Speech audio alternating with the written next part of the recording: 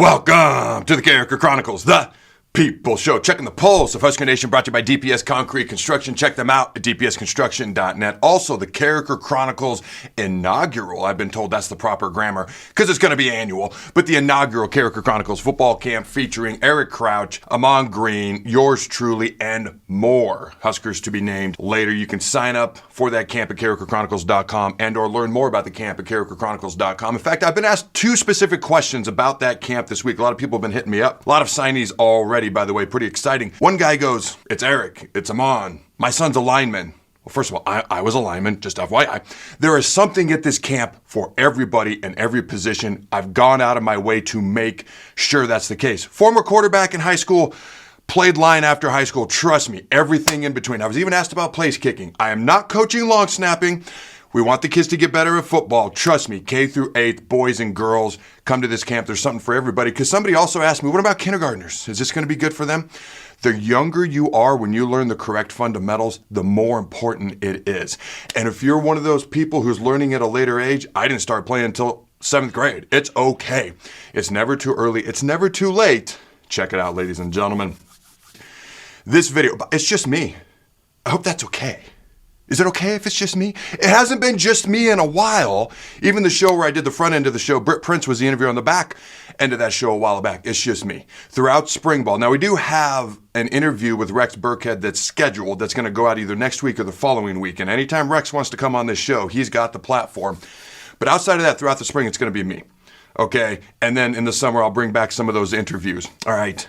But the top 3 storylines heading into spring football. And I'll be honest with you, I was going to give you 3 and 2 bonuses. So this show, even though the thumbnail description says top 3, it really kind of morphed into the top 5 storylines because there's certain things that are just as important as the quarterback at cost us games in the past and where are we going to be. So the top 5 storylines heading in to spring ball. Now, if you're sipping just a smidge of that offseason Kool-Aid, all right, and you think Nebraska is going to win 8 games or more next year, I know, as we sit here in frickin' March, smash that like button. I do believe Nebraska is going to win 8 games or more as we sit here in frickin' March. All right, a couple other quick updates, then we'll light this candle. Just a reminder, the Carriker Chronicles is every Tuesday evening throughout the offseason with any necessary additional gut reactions. All right, and if you haven't done so yet, it helps us out. I'm just going to be blunt. It helps us out. Subscribe, ring that notification bell. It helps us out so you don't miss any of the content here we put out on the Carriker Chronicles. You don't miss content. It helps us out with everything that we're trying to do here, and we do much appreciate it also. All right, everyone who participated in the pro day earlier today at Nebraska who are chasing their NFL dreams, I want to wish each and every one of those guys good luck. All right, top 5 storylines heading into spring ball. Number 5, the defensive coaching staff as a whole. We have a new defensive coordinator, John Butler, new D-line coach, Terry Braden, new DBs coach, Addison Williams, new outside linebackers coach who's back. Okay, he's been here before, but he's technically new. Phil Simpson, associate head coach who's really a defensive guy, been a D coordinator for years for Matt Rhule and Phil Snow. Look at this. Look at this. I printed out, I went to the Nebraska Football coaching staff directory, and look at this. Top to bottom names, except for this sheet. All right, top to bottom names on almost every sheet. There used to be a limit of 10 assistant coaches. There's no limit anymore.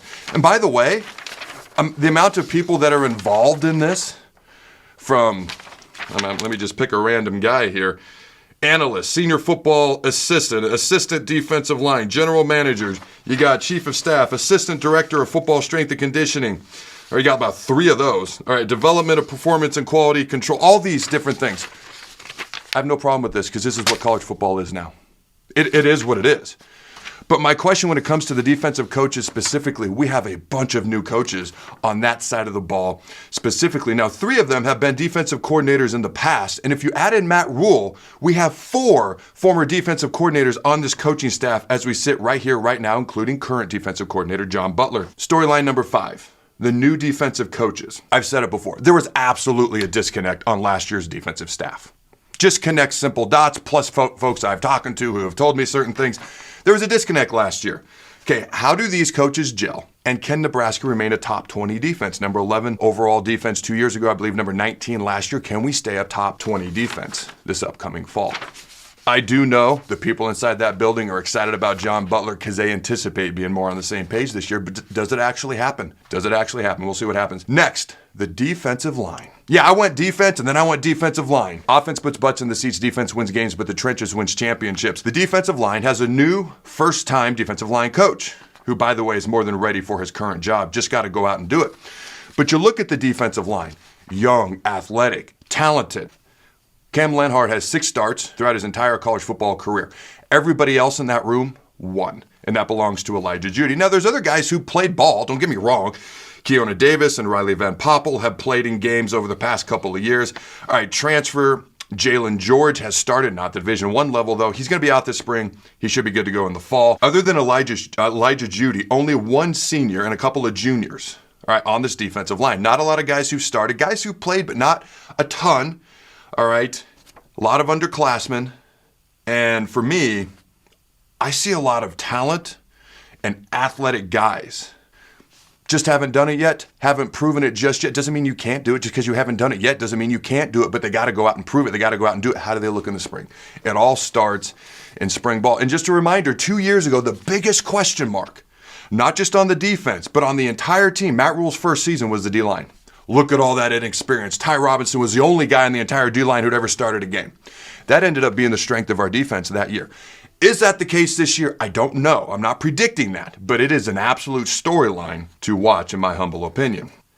The other thing to watch for is a lot of these guys have shown flashes here and there, from Keona Davis to Elijah Jeudy to Riley Van Poppel to Cam Lenhart to all these other guys. My question is, can they handle the scrutiny of being a starter come the fall, and can they do it day in and day out? Consistency, I've said for a long time, is the toughest thing. Consistency day in and day out over time. Can they do it?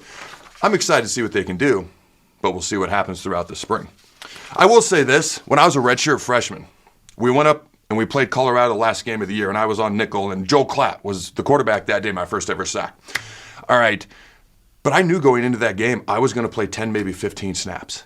I ran around like crazy every single play because I could. I'd play 1, maybe 2 snaps and be out for 10.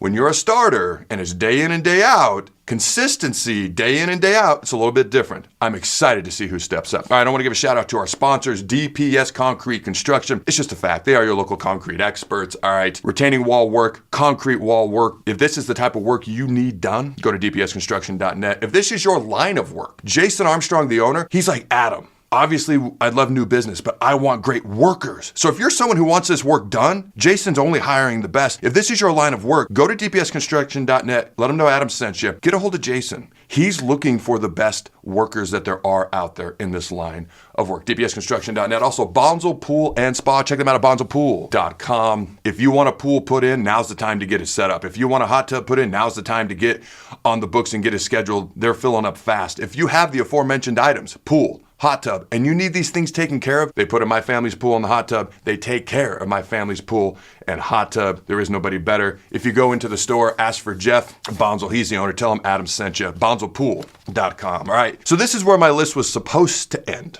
with a couple of bonuses. The quarterback position, number 3, storyline. I didn't even put him number 1. Number 3 storyline, specifically Dylan Raiola. We're going to talk about the quarterback room, quarterback depth, quarterback battle. As far as, Dylan's the presumed starter, 2 through 4, and who should redshirt, who should not, who should be the backup, things of that nature. How can we utilize certain things? Does Heinrich come in for Wildcat at any point in time at all? Okay, we'll get into all those things later this spring. Dylan Raiola, what does his year 2 jump and improvement look like? Okay, is it little? Is it medium? I don't think he's going to go backwards. Is it large? What does it look like? All right, can he make this his passing game?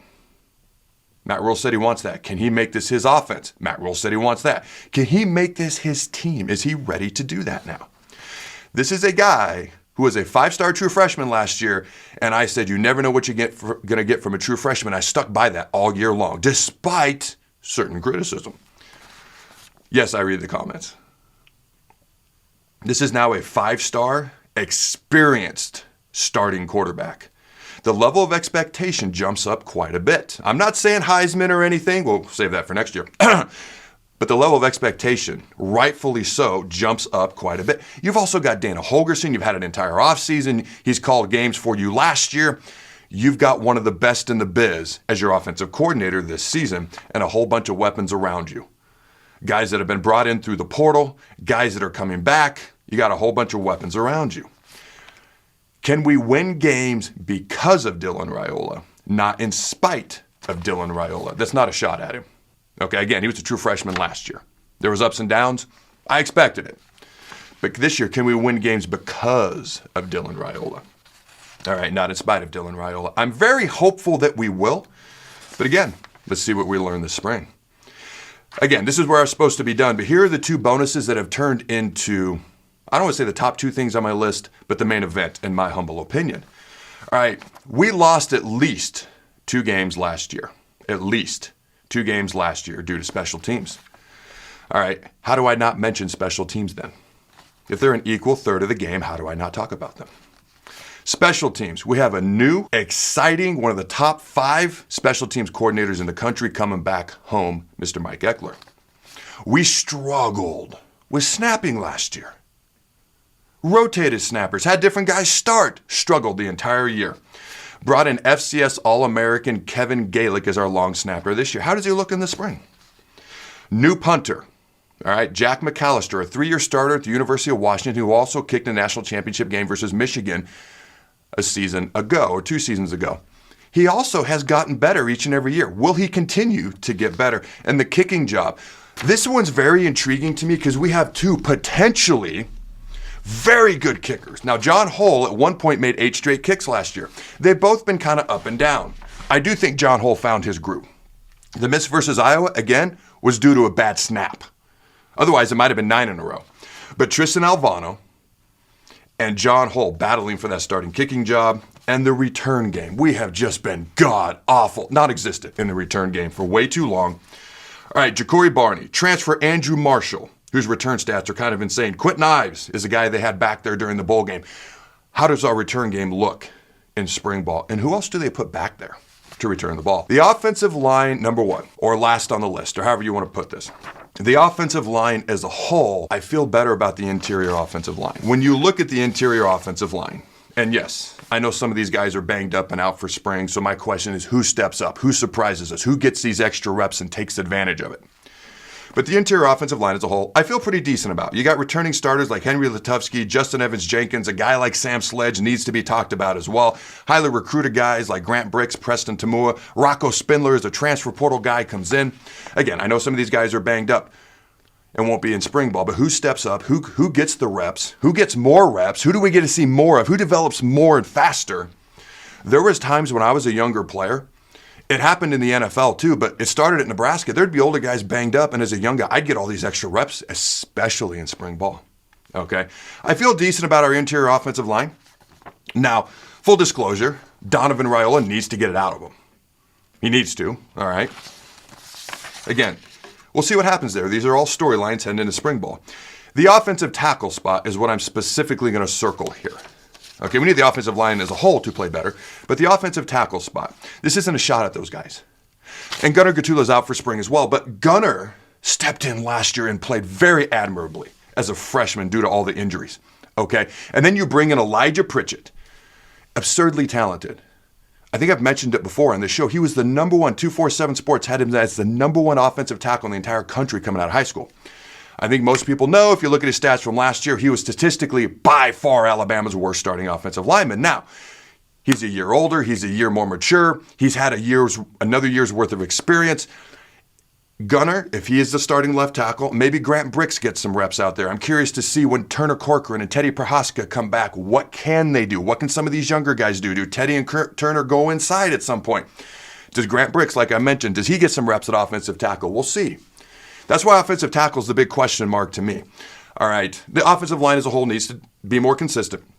But the offensive tackle spot, Gunnar and Elijah, talent-wise, are Sunday-type players. Gunnar's out this spring, was a freshman last year, played admirably. When you look at Elijah Pritchett specifically, can he find consistency? That's the most difficult thing to find, is consistency. Day in and day out, week in and week out, month in and month out, dealing with the scrutiny, dealing with the coaching, dealing with the expectation, dealing with everything. Not every job is for everybody. But the people who can find consistency, and then you match it with Elijah's talent, and when Gunnar comes back, or whoever our starting tackles are, whoever earns it, I'm still big on earning it. I understand the NIL and all that. He can potentially be great. He could be average. he could be below average. That's why this is one of the biggest question marks to me. We have potentially 2 Sunday players at the offensive tackle spot. We also have some question marks, and we'll see where all that lands. That's why it made the list here. To be clear, there may be some other guys in that room that I haven't mentioned. I get excited about guys who surprise people. I surprised people. Okay, when my redshirt freshman year in spring ball was the first time I was like, all right, I can do this. I can play football. I want to see who surprises me, and I want to see who finds consistency. And it starts in spring ball. Okay. All right. Now, there's several other things I could have talked about. I mean, my gosh, wide receivers. There's a bunch of talent, but who actually steps up and takes that starting role? The expectation is Ja'Cory Barney, Dane Keene, Isaiah Hunter, but who actually does it? All right, you look at the tight ends. I mean, you got Harburg. Carter Nelson's out this spring. Probably going to be back this fall. We'll see what happens. You got Lindenmeyer. You got other guys who were highly touted and recruited that would hurt last year and they're back this year. Who steps up in that tight end room? And exactly how is Heinrich Harburg used? All right, the running back depth. We know about Emmett. Is Quentin the backup? Who's the backup? Depending on true freshman, what's that going to look like? Is the secondary actually more consistent? I'll go with that word. More consistent this year than a year ago. We have an absurdly talented linebacker group. And outside is Marquez, Watson, Trent. Guys who played, but not a ton of experience. But I do like our linebackers group. These are all things we're going to dive into this spring. All right, ladies and gentlemen, just a reminder, you can sign up or learn more about the Carriker Chronicles football camp at carrikerchronicles.com. Here are my 3 questions for you fine folks at home. Let me know your answer in the comments below. Number 1, what's your single biggest storyline heading into spring ball for you personally? Number 2, what's the spring topic you want me to talk about on the next program? And number 3, do you agree with me and that Nebraska wrestling, all sports, but Nebraska wrestling after their phenomenal season deserves to be talked about more? Until next time, go Big Red, and always remember to throw the bug.